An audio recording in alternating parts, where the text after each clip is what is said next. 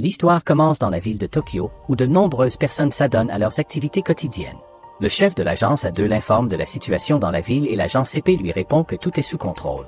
Le chef de l'agence A2 lui demande de poursuivre sa mission de surveillance, car il ne croit pas que les monstres vont se manifester. Soudain, un monstre ressemblant à un crocodile arrive et commence à détruire la ville.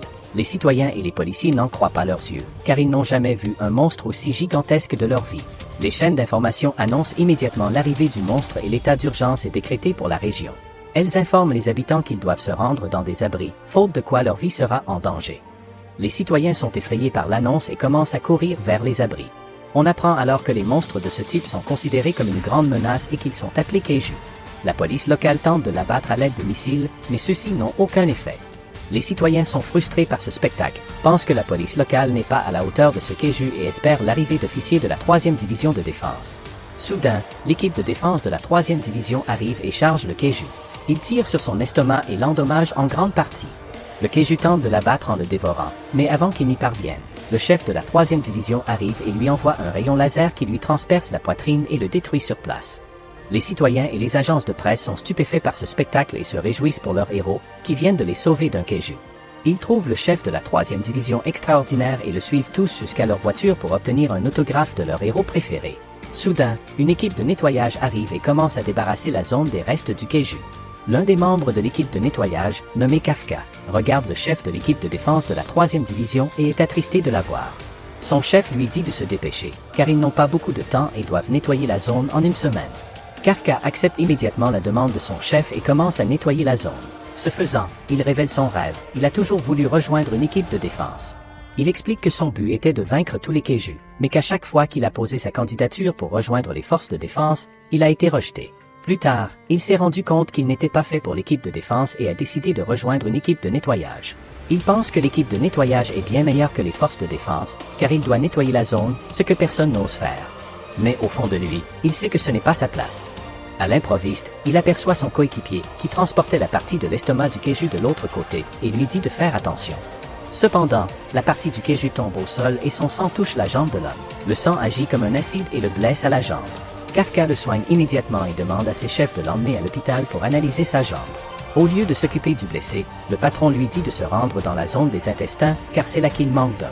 Kafka est choqué par cette révélation et veut rentrer chez lui, mais le chef l'entraîne dans la zone des intestins. Il est alors révélé que la zone des intestins est l'endroit où les organes des Kaiju sont coupés et que la plupart des travailleurs essaient d'éviter cette partie parce qu'elle devient très malodorante après le processus de coupe. Plus tard, Kafka rentre chez lui et se sent épuisé. Il veut faire une sieste, mais il est surpris de voir le chef de la 3e division sur l'écran de télévision. Il la regarde et la chaîne d'information révèle qu'elle s'appelle Mina Hashiro. La chaîne d'information précise que malgré ses 27 ans, elle est devenue le plus jeune chef des forces de défense et a tué des centaines de Kaiju. Soudain, un souvenir de son passé surgit dans son esprit et Kafka est attristé. Il s'avère que Mina est son amie d'enfance et qu'il lui avait fait une promesse, ils travailleraient ensemble pour éliminer tous les Kaiju de ce monde. Kafka se met en colère et éteint rapidement la télévision. Il pense que le nettoyage est aussi un bon travail, car il n'a pas à combattre de Kaiju et vit une vie tranquille. Le lendemain, Kafka se rend au travail et est immédiatement présenté à un nouvel employé nommé Uchikawa. Son coéquipier Fatih lui donne quelques détails sur le garçon et lui apprend qu'il s'agit d'un étudiant à temps partiel qui commencera à travailler avec eux aujourd'hui. Kafka est surpris par cette révélation et n'arrive pas à croire qu'un étudiant comme lui puisse rejoindre l'équipe de nettoyage, mais il est choqué lorsque Uchikawa révèle son désir de rejoindre l'équipe des forces de défense. Sixio informe immédiatement le garçon des souhaits de Kafka et de son désir de rejoindre l'équipe de défense comme lui. Uchikawa est surpris par cette révélation et demande à Kafka pourquoi il a quitté l'équipe de défense. Kafka est attristé et révèle qu'il a fait de son mieux, mais qu'il s'est rendu compte que ses compétences n'étaient pas suffisantes. Uchikawa se met en colère et crie qu'il n'abandonnera pas, qu'il continuera à poursuivre son rêve et qu'il le réalisera un jour. Kafka se demande s'il a pris la bonne décision ou non, mais il se met en colère et révèle qu'il aurait attrapé Uchikawa pour l'avoir taquiné. Au travail, le patron affecte Uchikawa à l'équipe des intestins et Kafka est ravi. Ils font le travail sur les organes et Uchikawa se sent très mal.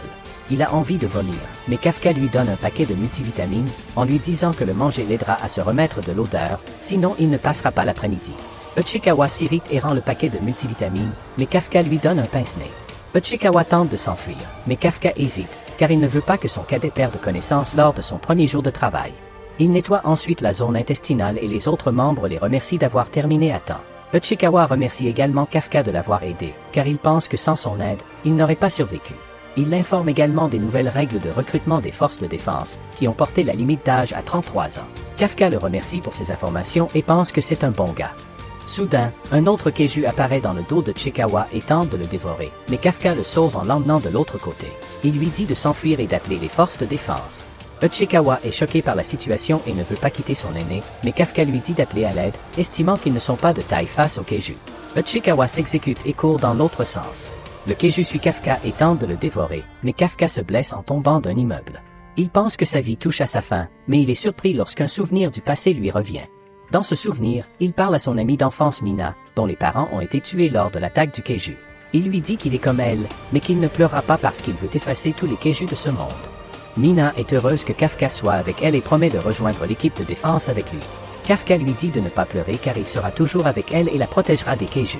Kafka, se souvenant de la promesse faite à son ami, se met à courir et se dit que ce n'est pas ici qu'il va mourir aujourd'hui.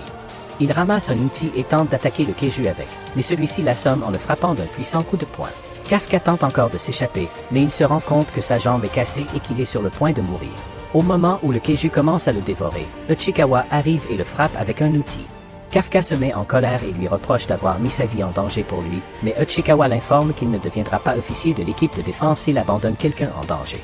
Cela rappelle à Kafka l'époque où il avait essayé d'intégrer une équipe de défense, mais avait échoué. Soudain, un tigre blanc arrive et achève le Keiju en un instant. Kafka est surpris par ce spectacle, car il s'avère que le tigre blanc est l'animal de compagnie de son amie d'enfance Mina. Mina informe l'équipe de défense qu'elle a tué le Keiju et leur demande d'envoyer une équipe de secours car il y a des civils blessés.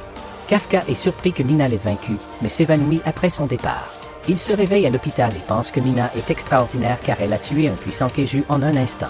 Uchikawa le remercie d'avoir protégé sa vie, mais Kafka rougit et le remercie. Il s'engage alors à rejoindre l'équipe de défense. Cependant, il est choqué lorsqu'un monstre rare ressemblant à un parasite apparaît devant lui. Le parasite informe quelqu'un qu'il l'a trouvé et entre rapidement dans son corps. Kafka hurle de douleur et Uchikawa tente de l'aider, mais il est surpris de voir que son aîné s'est transformé en Keiju.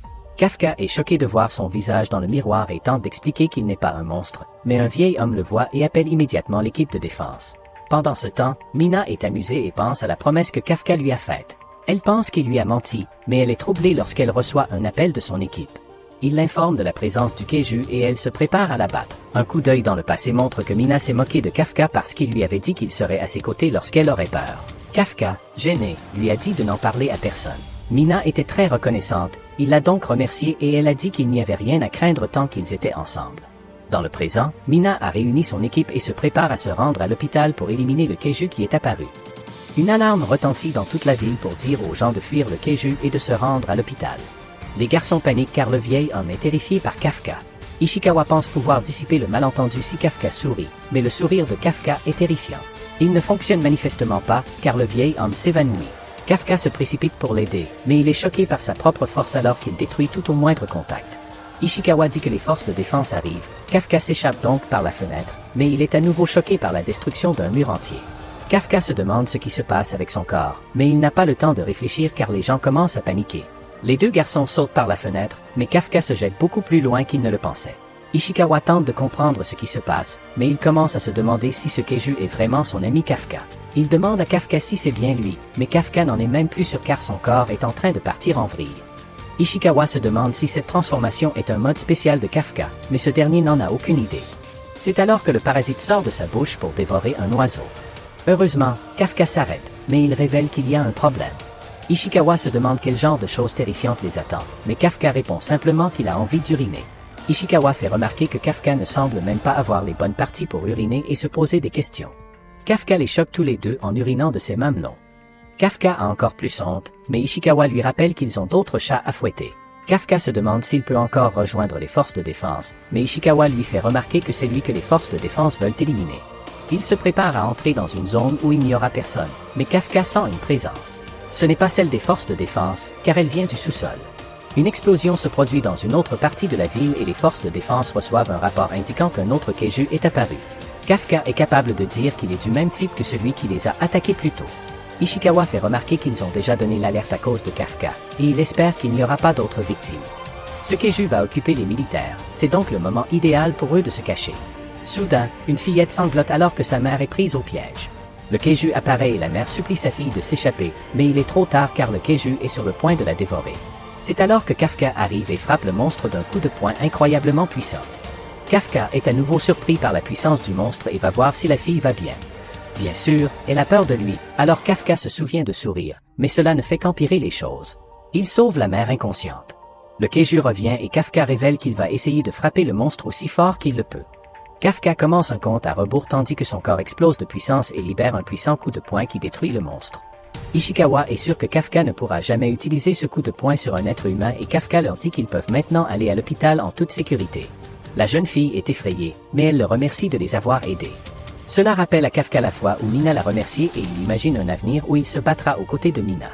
Ishikawa veut qu'il s'échappe avant d'être découvert, mais Kafka déclare qu'il n'abandonnera pas. Il révèle à nouveau son visage humain et déclare qu'il doit rester aux côtés de Mina. Les forces de défense arrivent et voient le monstre anéanti. Mina demande à la jeune fille de tout lui raconter, mais elle est terrifiée rien que d'y penser. Mina lui dit de ne pas s'inquiéter et lui promet qu'elle détruira tous les Keiju. La petite fille s'inquiète pour une autre raison et Mina est choquée lorsque la petite fille lui demande de lui promettre qu'elle ne fera pas de mal au bon Keiju. Elle précise que c'est le monstre qui a sauvé sa mère, mais Mina n'arrive pas à comprendre ce qu'elle vient de dire. 3 mois plus tard, un reportage révèle que les forces de défense ont donné un nom de code au Keiju inconnu. Il s'agit du Keiju numéro 8. Tous les collègues de l'entreprise de nettoyage de Kafka pensent que le Keiju est probablement déjà mort. Ishikawa arrive au travail et pense que Kafka est devenu un homme recherché. C'est alors que leur patron leur explique que Kafka et Ishikawa ont reçu quelque chose par la poste. Les autres gars discutent du fait que Kafka passait chaque année un examen pour entrer dans les forces de défense et qu'il devait toujours lui remonter le moral après avoir obtenu des résultats négatifs. Ishikawa vérifie sa lettre et les autres le félicitent d'avoir réussi le premier tour des examens de sélection. Alors qu'il s'apprête à remettre sa lettre à Kafka, Ishikawa ne peut se retenir et vérifie les résultats de Kafka. Il y voit une bonne nouvelle et s'enfuit tout excité. Les autres garçons comprennent que cela signifie que Kafka a finalement réussi l'examen. Ce sera la dernière chance de Kafka de rejoindre les forces de défense, et les garçons sont heureux de cette nouvelle.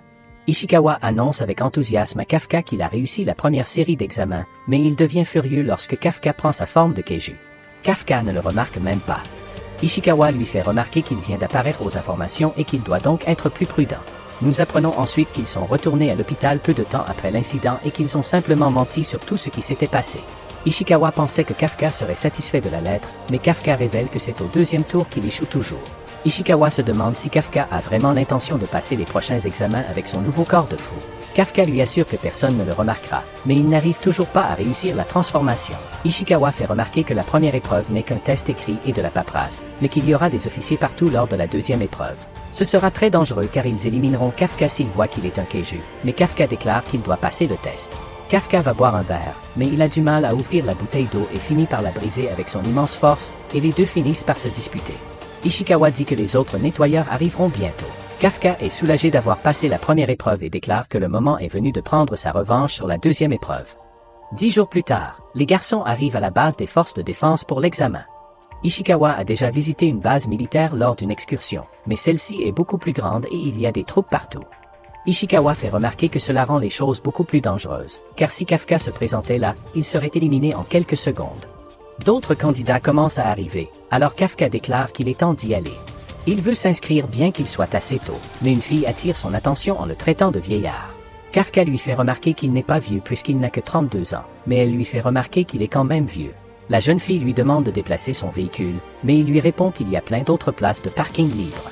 La jeune fille insiste cependant, puisque c'est son chiffre porte-bonheur pour la journée, c'est 5. Kafka en a assez de cette fille agaçante et déclare qu'il va lui apprendre les bonnes manières. Kafka est choqué lorsqu'elle enlève sa robe pour révéler une combinaison spéciale et qu'elle déclare qu'elle va déplacer le véhicule elle-même. Les garçons sont choqués lorsque la combinaison spéciale semble lui donner un pouvoir immense et qu'elle soulève la camionnette d'une seule main. Ils sont horrifiés et Kafka fait remarquer qu'il s'agit d'un véhicule de société. Ishikawa se demande qui est cette fille psychopathe. Elle révèle alors qu'elle est candidate à l'examen et qu'elle s'appelle Kikoru. Son hobby est d'éliminer les Keiju. La jeune fille leur dit qu'il se souvient de son nom et Ishikawa est choqué lorsqu'il reconnaît son nom de famille. Elle se tourne ensuite à nouveau vers Kafka et lui fait remarquer qu'il a l'odeur d'un Keiju. Si vous avez aimé la vidéo, abonnez-vous, laissez un like et un commentaire pour aider la chaîne à grandir. Merci d'avoir regardé cette vidéo.